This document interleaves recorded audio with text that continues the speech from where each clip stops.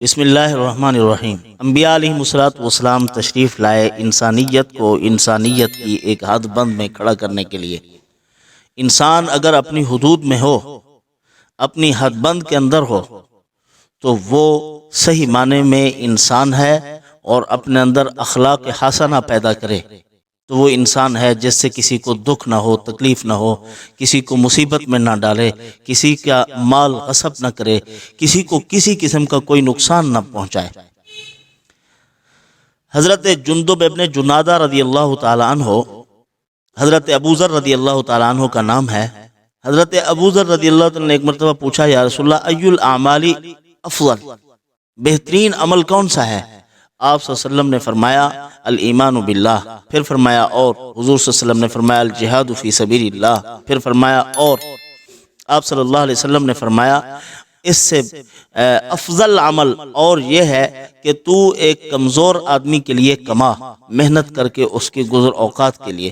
تو انہوں نے فرمایا یا رسول اللہ یہ بھی نہ کر سکوں، میں بہت کمزور ہوں، اگر اس سے بھی یعنی ان معمولات پہ یہ بڑے بڑے اعمال ہیں نہ کر سکوں تو کیا کروں؟ حضور صلی اللہ علیہ وسلم نے فرمایا تکف شرک الناس، اپنے شر سے لوگوں کو محفوظ کر لے، اگر تجھ سے کسی کو خیر نہیں پہنچ سکتی تو کم از کم اس کو نقصان بھی نہ پہنچے۔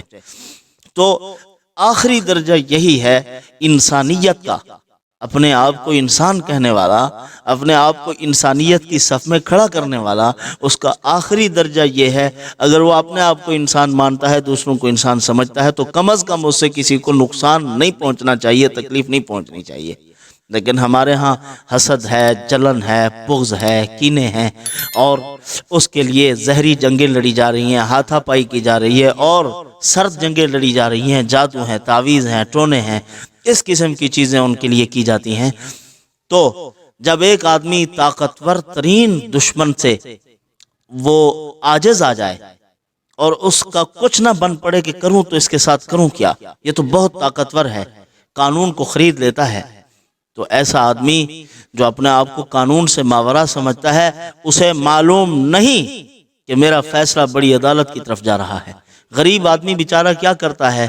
گرم آہیں بھرتا رہتا ہے بیچارہ، راتوں کو روتا رہتا ہے، اور اس کی فریاد، مظلوم کی بد دعا، وہ تو ماں باپ کی اور مظلوم کی بد دعا آسمانوں کو پار کر جاتی ہے، عرش تک چلی جاتی ہے، اس کے لیے کوئی رکاوٹ نہیں ہوتی۔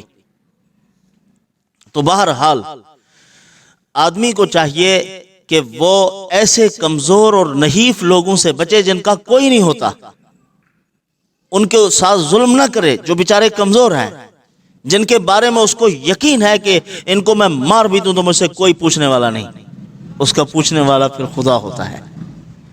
اسی لیے ظلم سے بچنا چاہیے۔ رسول اللہ صلی اللہ علیہ وسلم نے فرمایا کہ ظلم سے بچو، ظلم دن قیامت کیا، ظلم و ظلمات یوم القیامہ، اندھیرے کی شکل میں ہوگا، ایک قدم بھی نہیں چل سکو گے۔ تو پھر ظلم سے بچنا چاہیے۔ اگر کوئی غریب بیچارہ ان سے عاجز ہے، تنگ آ چکا ہے، طاقتور دشمن ہے، اس کا مقابلہ کرنے کی قدرت نہیں ہے، اس کے لیے بہترین عمل یہ ہے بسم اللہ الرحمن الرحیم فسیکفیکہم اللہ وہو السمیع العلیم، پھر آیت الکرسی پڑھے۔ آیت الکرسی پڑھنے کے بعد آخر میں یہی کہہ دے بحق محمد وعلی آلہ وصحبہ اجمعین، آخر میں یہ پڑھتا جائے 33 مرتبہ ہر نماز کے ساتھ اس کو پڑھے، پھر دیکھے دشمن کا کیا حشر ہوتا ہے۔ دشمن کو خدا عبرت بنا دیں گے دنیا میں، چاہے وہ مالدار کیوں نہیں ہے۔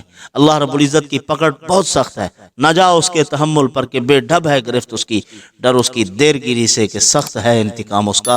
اللہ جب پکڑتے ہیں تو پھر چھوڑتے نہیں ہیں۔